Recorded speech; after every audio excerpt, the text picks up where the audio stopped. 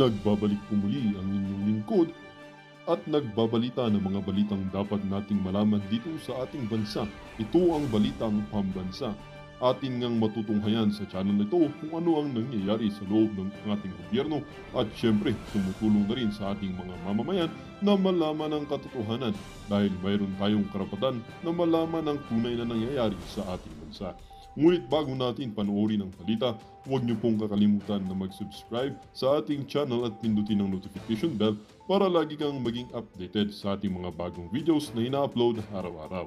At sa ating mga solid viewers naman dyan ay maraming salamat naman po sa walang sawang pagsuporta. At syempre, huwag din pong kakalimutan mag-iwan ng like at i-share ang ating mga videos. At kung mayroon ka naman pang opinion, ang ating comment section ay bukas para sa inyong mga hinaing. Ito na nga mga kaibigan, ating panoorin ang buong video. Salamat po muli and God bless!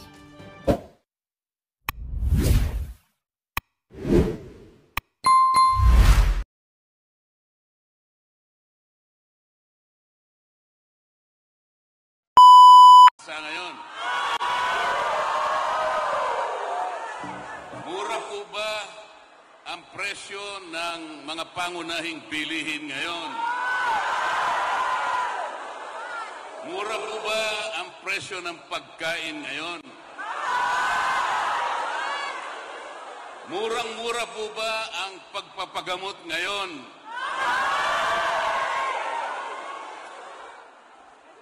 Wala nang mura?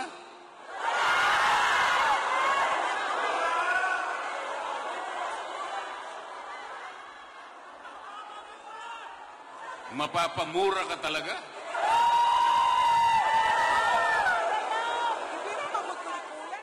Mga kababayan, maraming salamat po sa inyong mainit na pagtanggap sa hapong ito. Galing pa po kami sa Davao City at hindi pa po ako nakakauwi dahil napagsabihan kami na naghihintay po ang ating mga kababayan dito sa Calamba. Hindi naman po pwede na hindi namin kayo tagpuin ngayon. Baka mamaya magtampo kayo sa amin.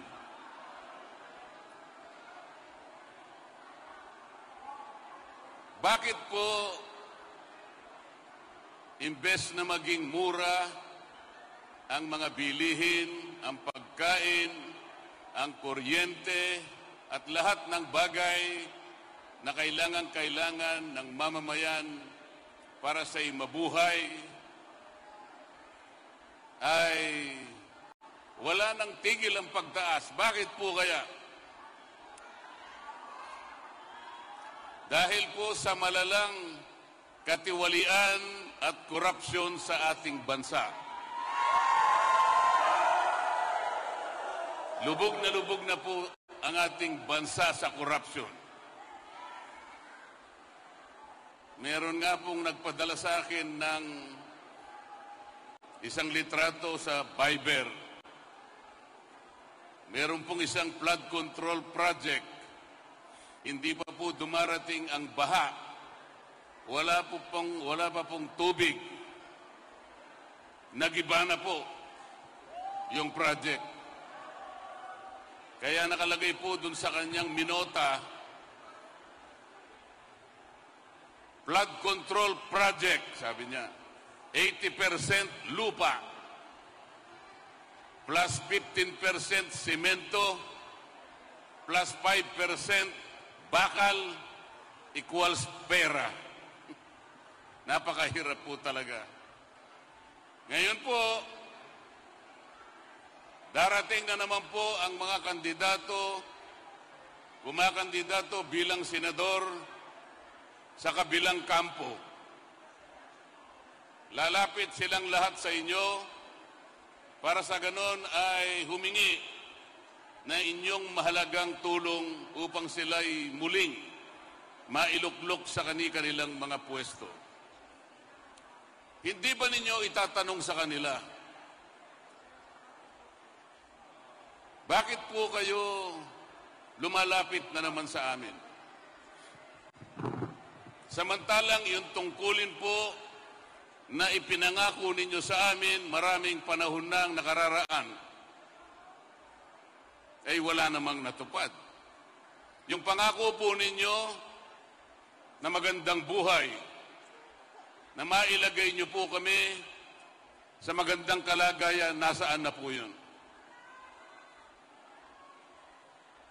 Lalapit sila sa inyo, meron daladalang konting ayuda.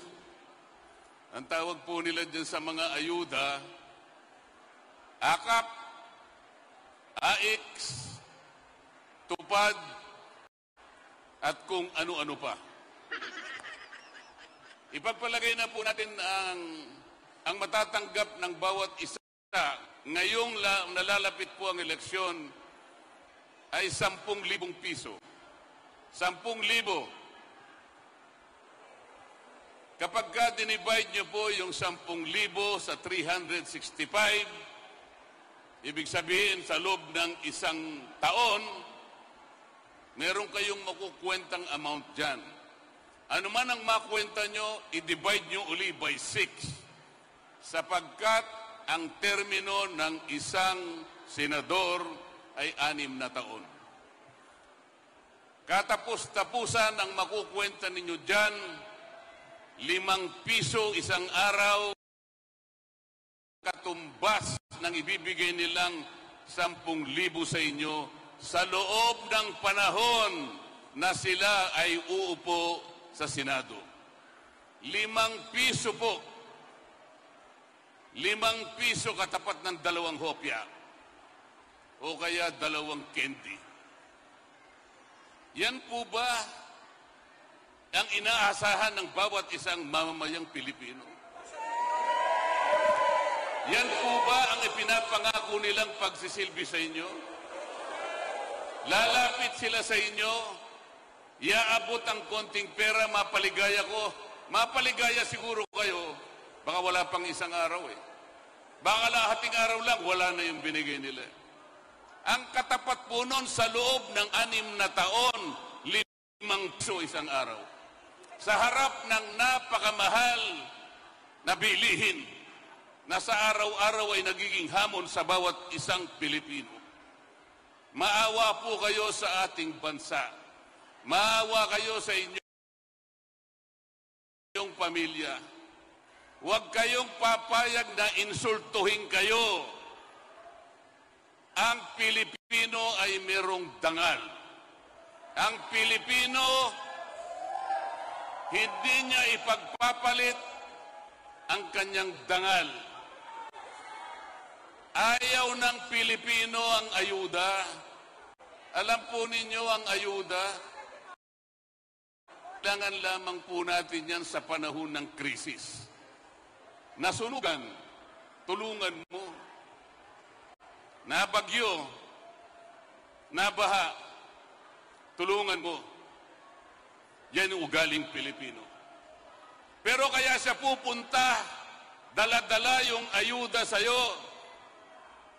Para sa ganon, ay malinlang kanya. Para sa ganon, sa kinang ng perang dala-dala niya, baka sakaling ikaw ay maiiligaw niya. Binabayaran niya ang boto mo. Huwag po ninyong ipagpibili ang kinabukasan ng inyong pamilya.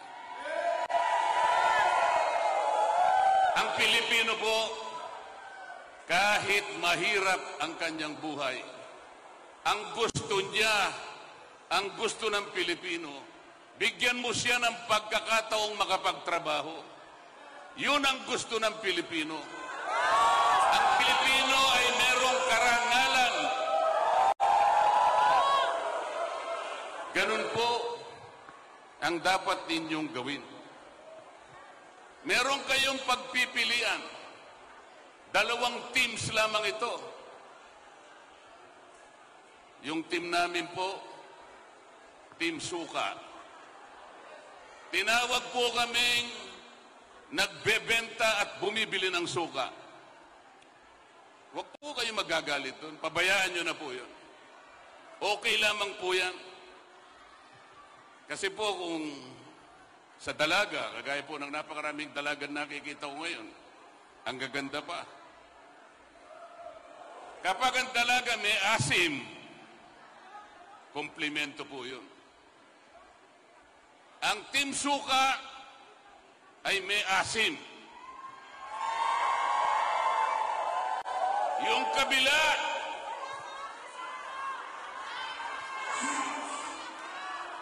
umasim na. Umasim na. Isimplify na lamang po natin ang issue, mga kababayan. Gawin nating simple ang pinag-uusapan. Iboboto nyo ba yung team na silang may kagagawan kung bakit napakatas ng presyo ng lahat ng bilihin? Iboboto ba nyo yung team na silang may kagagawan kung bakit lubog na sa katiwalian at korupsyon ng ating bansa? Pati pera po ng PhilHealth, kinulimbat na. Pati pera ng PDIC, kinulimbat na. Pati pera ng dalawang bangko na ang kanilang gawain ay palaguin ang ekonomiya ng bansang ito, kinulimbat din. At inilagay nila ang mga perang yan sa mga proyekto na silang ang kikita. Yan po ba ang team na iboboto ninyo? Yung team na yan din ang may kagagawan kung bakit na-impeach ang Vice President. Gusto nyo ba yung team? Yung team na gustong tanggalin ang Vice President? Wala pong kasalanan ang Vice President. Ako po ay kasama sa House of Representatives. Ang kalabang ko po ay napakarami. Napakarami nila. Ngunit sinasabi ko sa kanila, mali ang batayan ninyo. Mali pati proseso na ginamit ninyo. Walang kasalanan ang Vice President. Yang team na yan ang gumawa ng paraan para sa ganun ma-impeach ang Vice President. At kapag yung team na yan ay nanalo uli, tuloy-tuloy na nilang tatanggalin ang Vice President. Alalahanin po ninyo, mga kababayan, ang ating pangalawang Pangulo, Sara Duterte, ay inihalal ng mahigit 32 milyong Pilipino. Ang bawat isa sa inyo ay kasama doon sa bumoto sa kanya. Yung kapangyarihan na ibinigay ninyo sa Vice President, basta-basta na lang nilang tatanggalin. Yun po yung team na lalapit uli sa inyo. Sila po uli ang lalapit sa inyo. Lalapit na nagmamagandang puso. Ewan ko naman kung papansinin nyo pa.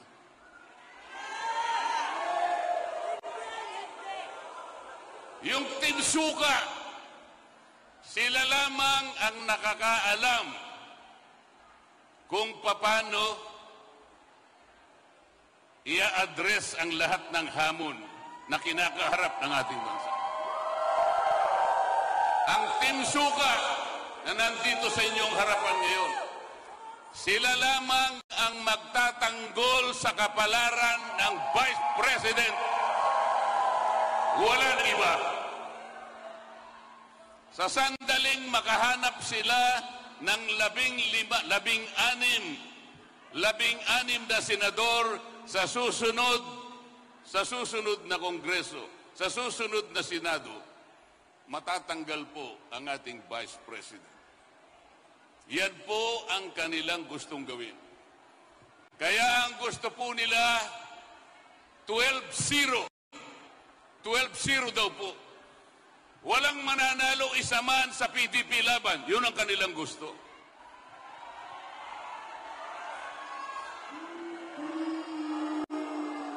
Sapagkat gusto nilang siguruhin na matatanggal ang Vice President. Papayag po ba kayo na mangyari ito?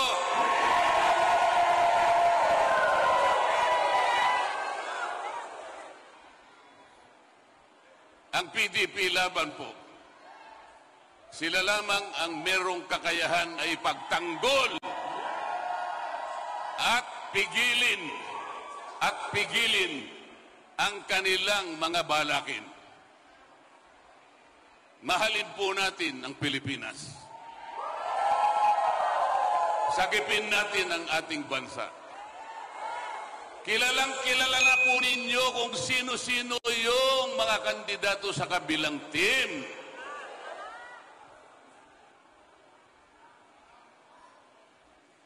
Kilala na po ninyo, hindi ba? Pabalik-balik na lang. Pabalik-balik. Yung karamihan sa kanila, nakabalik na ng ilang beses. 2, 3, hanggang 4 na beses na nakabalik sa Senado. Ano ang kanilang mukha na iharap sa inyo? Anong mukha ang iharap sa inyo? Kailangan po ninyo silang tanungin. Paglapit po, ang totoo niyan, hindi po sila lumalapit ng personal. Ang ginagamit nila, television, ang ginagamit nila, radyo, mga tarpulin, kung ano-ano, sapagkat nahihiya sila na lumapit sa inyo. Sapagkat titingnan nyo sila sa kanilang mga mata, hindi sila makakatingin sa inyo. Ngunit ang PDP laban, sila po, titingnan kayo straight in the eye.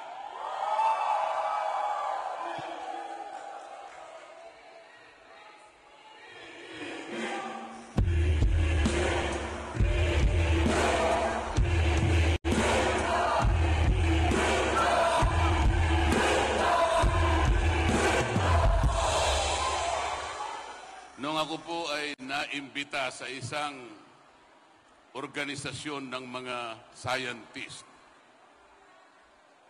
ang pangalan po ng kanilang organization ay Filipino Scientist Society. Nung kanilang 81st founding anniversary, ako po ay pumunta sa kanila sapagkat inimbitahan din po akong makapagsalita sa harap nila. Napakarami po pala nilang na-imbento ng mga gamit na mahalaga at nagagamit po ng bawat isang Pilipino. Baka hindi po ninyo alam, yung Filipino Inventor Society, sila po ang naka-imbento ng karaoke. Sila rin ang naka-imbento ng yoyo. Pilipino pala.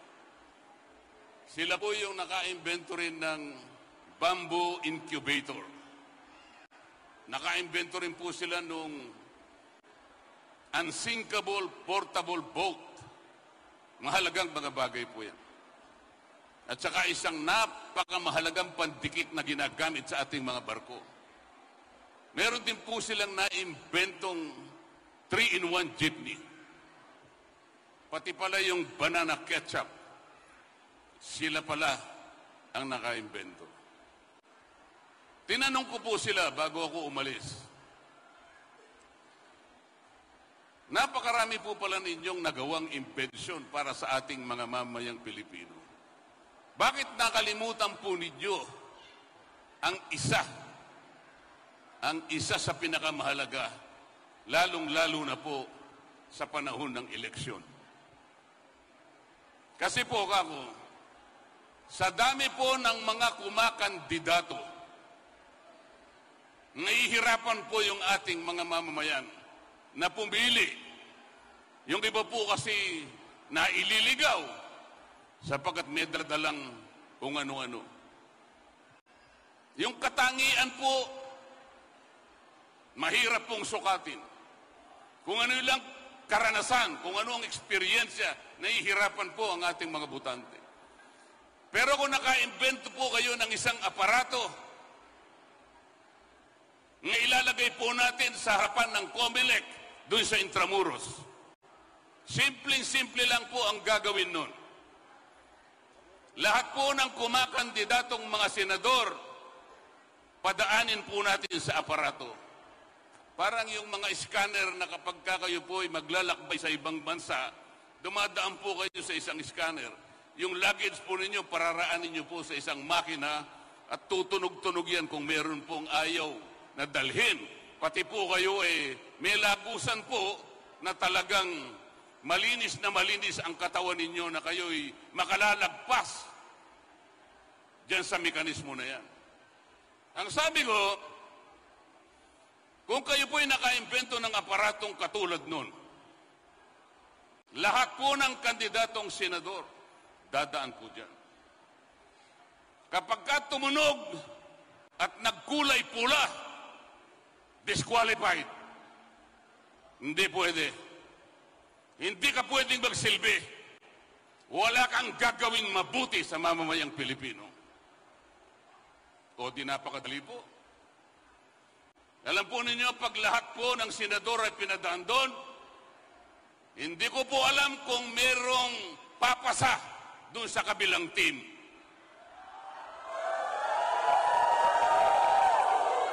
Sa PDP laban, lahat po nung siyam, makadadaan po doon.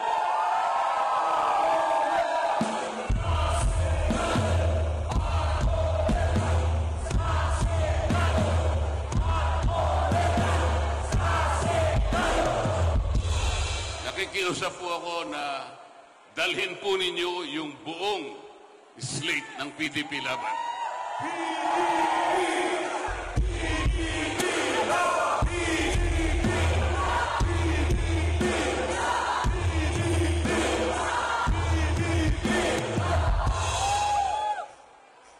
Kasi po kailangan natin ang pipigil para hindi matanggal ang Vice President. Lahat po ng ayaw, lahat po ng gustong manatili ang Vice President, lahat po kayo'y hinahamon namin. Dalhin po nyo lahat ang PDP laban. Yan lamang po ang paraan para pigilin ang maitim na balakin ng kabilang team na tanggalin ang Vice President Sara Duterte. Maraming salamat po. At sana po makabalik ako rito sa lugar na ito.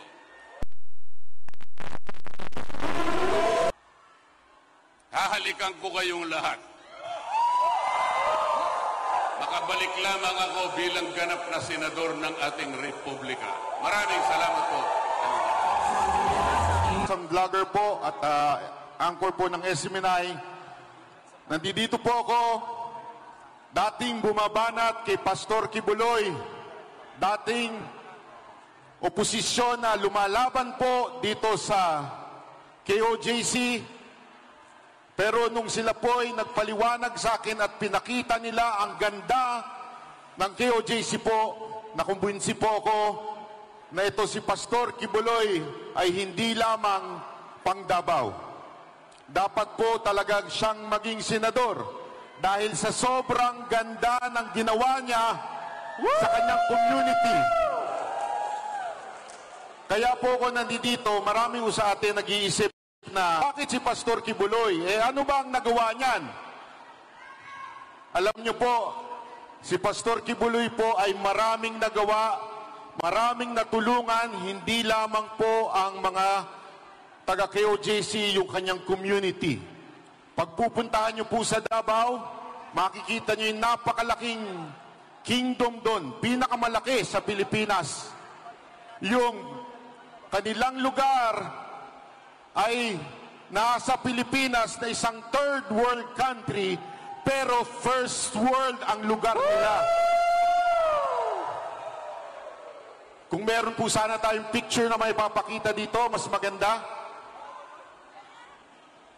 Ayun. Ayan. Ako yan eh. Pangit yan. Huwag yan. Yung iba, yan.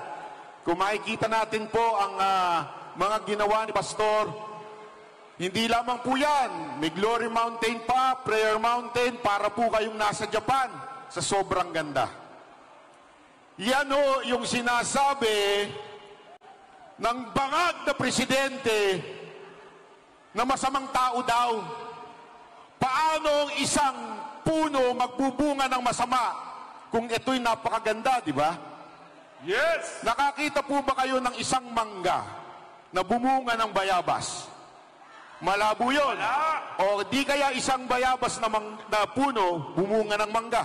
Wala! Kung may bungang maganda, sa tingin ninyo, ang pinuno nila ay hindi maganda, hindi magaling? Imposible po yun.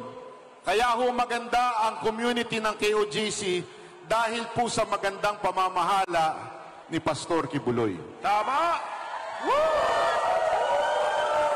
Kaya mga kababayan, sana ho, kahilingan ko lang, lalo na ho sa mga hindi taga KOJC dito, magsaliksik ho tayo. Huwag ho tayong maniniwala basta-basta sa kwento. Dahil ang tunay na fake news ay nanggagaling mismo sa Malacanang. Agoy! Ngayon nga, meron silang bayarang vlogger na nasa Malacanang. Bakit bayaran? Sinasahuran ng gobyerno eh. At sinasabi, yung panahon daw ni Pangulong Duterte magulo. Yung panahon daw ngayon ay maayos na. Naniniwala kayo doon? Naniniwala kayo na maganda ng peace and safety ng ating bayan ngayon? Hindi! Kung makikita nyo sa mga balita, di ba? Ang dami ho dyan, kaliwat kanan, mga bata, ginahasa, baby, ginahasa. Bakit? Dahil libre na ang droga ngayon. As in, madali nang makabili ng droga ngayon.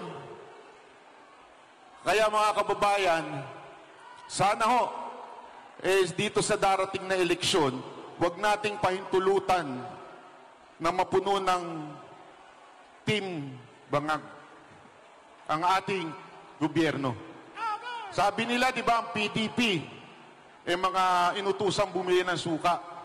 Mas okay na yon kaysa naman inutusan ng rugby, na bumili ng rugby, di ba? Kaya mas okay na po yung inutusan bumili ng suka. Bago po ako magtapos, gusto ko lang po i-acknowledge yung dalawang magiting na party list na nandi dito. Walang iba o, siyempre, ang ating kaibigan na si Congressman Greco Bellica. Yan po ang nagpatanggal ng pork barrel. Yes! Na ngayon ay binalik. Ayan po si Congressman Bellica. At siyempre, ang matikas, ito, hangang-hanga ako dito sa mag-partner na ito. Si Congressman Cardema at yung kanyang asawa, yan. Magandang araw. Di ba, bilip na bilip tayo dito di ba? Sila lang yung pumalag kay Romualdez, sa mga bataang aso ni Romualdez. Kaya, saludo kami ma'am sa inyo, sir. Duterte Youth pala. Duterte Youth, BG, Party List, at syempre, si ma'am, ABP. Ayan po, ma'am, hello po. So, ayun lamang po, maraming salamat. Ako po si Banat Bay, mabuhay po tayong lahat. God bless. Survey, kaming siyam sa PDP Laban ay pasok sa Magic 12. Anong indicator? Anong explanation yan? Anong explanation bakit ganun? Yun ang sinasabi natin na protest vote ng mga taong nasasaktan, ng mga taong naiinis at mga taong galit sa ginagawa ng kasalukuyang kapangyarihan. Yan, mga tao niyan, tahimik lang yan. Pero pinapakita nila yung kanilang saloobin pagdating sa eleksyon. Kaya, I'm warning you, hold your breath, tighten your belt. Pagdating sa eleksyon, sasabihin ko sa iyo, magugulat na lang ang lahat na itong siyam na ito, Attorney Jamie Bundok, yours truly, Mr. Malasakit, Senator Bongo, J.B. Hidlo, Attorney Raul Lambino, Congressman Rodante Marcolita, of course, ang ating pinakamamahal na si Pastor Apollo Quibulon, at si Atty. Vic Rodriguez, at Philip Ipi Salvador. Magulat na lang kayo pagdating sa eleksyon. Itong lahat na ito ay nakakalusot. Ako, I am not trying to be a prophet. I'm just trying to share with you yung aking nakikita habang ako'y umiikot sa buong Pilipinas. Nakikita ko talaga yung damdamin ng puso ng Pilipino na gusto nila talaga, sir, straight PDP laban kami. Yun lang yung nagsasalita. Pero yung iba tahimik. Ayaw magsalita. Pero sabi nila, makita na lang ninyo, sir, sa magiging resulta ng halalan. Tingnan ninyo kung anong kalalabasan yan. Kaya, sana tayo, huwag tayong mawalan ng pag-asa. Fight pa rin tayo, kumbati pa rin tayo! Ano yung nangyayari ngayon, di ba? Everyday makita mo sa social media, meron ng nagpapalabas ng binablog na nila yung paggagamit nila ng shabu. Nakita ninyo? Ginagawa ng live sa Facebook yung paggagamit ng shabu. Ang masaklap nito, parang ito mga tao na ito, pakiramdam nila ito na ang new normal. Normal lang nagagamit ka ng shabu. Normal lang na ipagmamayabong mo sa buong mundo na ikaw isang drug user. Bakit? Ano na nangyari sa utak ng ating mga kababayan? Hahayaan ba natin na magiging ganito na lang palagi? Hindi! Kaya tayo andito dahil nga sabi natin, ayusin natin ang ating bayan rally. Yan ang purpose sa rally na ito. Ang mahirap dyan, yung ating mga anak, kabataan natin, wala tayong control sa kanila. Sila sige scan sa social media at nakikita nila itong mga adik na gumagamit ng shabu na pinag-post yung kanilang illegal activity. Anong isipin ng kabataan? Ay, normal lang pala. Ay, sikat ka pala kung gagamit ka ng shabu. Kikita ka pa dahil ginagawa mong content sa iyong vlog yung paggagamit ng shabu. Kawawa. Kawawa ang kabataan, kawawa ang Pilipinas. Kaya huwag nating hayaan ito. Alam nyo, itong line-up na siyam ng Pinipilaban, wala dito kahit isa gumagamit ng shabu. I can assure you! Ako'y magpapabitay kung mayroong isa dito na gumagamit ng shabu o kahit anong klaseng drugs. Itong mga tao na ito malinis talaga. I can assure you. Kaya tulungan natin ito sila dahil sila ay magiging team na tagapaglinis ng ating bayan. Tutulong sila sa ating kampanya laban sa illegal na droga. Pero siguro mahaba na aking sinasabi. Marami pa kong gusto isumbong sa inyo. Pero sige na lang, next meeting natin, hahabaan natin ang aking pananalita. Kakanta na lang ako siguro. Alam nyo, si Atty. Jamie Bundok, professional singer yan. Si Bato, professional boxer dati. Boxer lang. Pero pipilitin ko pa rin kumanta para sumaya naman kayo. Di ba?